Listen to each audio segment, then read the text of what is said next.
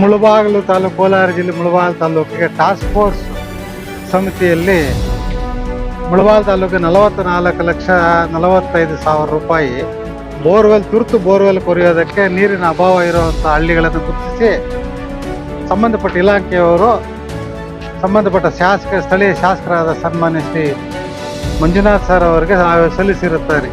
ಎಲ್ಲೆಲ್ಲಿ ನೀರಿನ ಕೊರತೆ ಇದೆ ಅಂತ ಅಲ್ಲಿ ತುರ್ತಾಗಿ ಬೋರ್ವೆಲ್ ಹೊಡಿಸಬೇಕಾಗಿ ಟಾಸ್ಕ್ ಫೋರ್ಸಲ್ಲಿ ತೀರ್ಮಾನ ಮಾಡಿ 17 ಕಡೆ ಬೋರ್ವೆಲ್ ಹೊಡಿಸುವಂಥ ಒಂದು ಯೋಜನೆಯನ್ನು ಆಯೋಜಿಸಿದ್ದಾರೆ.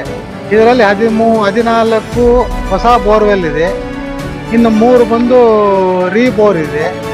ಒಟ್ಟು 17 ಬೋರ್ ಈಗ ನಡೀತಾ ಇದೆ. ಈಗಾಗಲೇ ಬಂಡಳ್ಳಿ ಅಂತ ಒಂದು ಗ್ರಾಮದಲ್ಲಿ ಒಂದು ಬೋರ್ವೆಲ್ ಆಗ್ತಾ ಬಂದಿದೆ.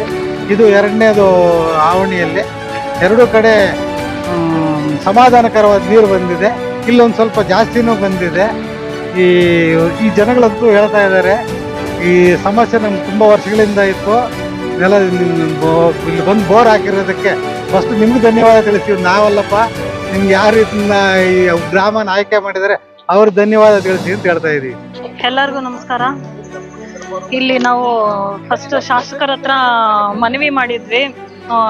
ಬಿಫೋರ್ ಎಲೆಕ್ಷನ್ ಇಲ್ಲಿ ಅಂತರಗಂಗೆಯಲ್ಲಿ ನೀರಿನ ಸಮಸ್ಯೆ ಮತ್ತೆ ರೋಡಿನ ಸಮಸ್ಯೆ ಇದೆ ಅಂತ. ಅವಾಗ ಶಾಸಕರು ಆಗಿದ್ದಂಗ್ಮೇಲೆ ನಾನು ನೀರಿನ ಸಮಸ್ಯೆ ಮತ್ತೆ ರೋಡಿನ ಸಮಸ್ಯೆ ಬಗೆಹರಿಸ್ತೀವಿ ಅಂತ ಹೇಳಿದ್ರು. ಹಾಗೆ ಜನರು ಕೂಡ ಅವರಿಗೆ ತುಂಬಾ ಅನುಕೂಲ ಮಾಡಿಕೊಟ್ಟಿದ್ದಾರೆ. ಅದೇ ತರ ಶಾಸಕರು ಕೂಡ ಅವ್ರ ಮಾತನ್ನ ಉಳಿಸಿದ್ದಾರೆ.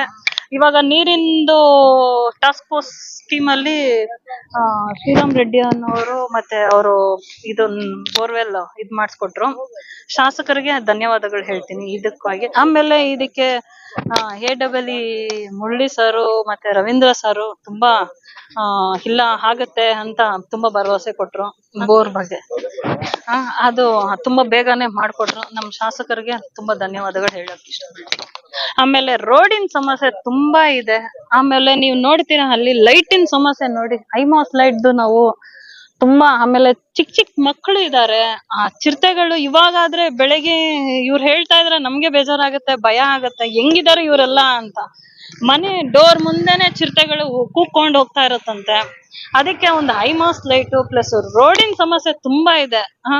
ಅದಕ್ಕೊಂದು ಬಗೆಹರಿಸಿದ್ರೆ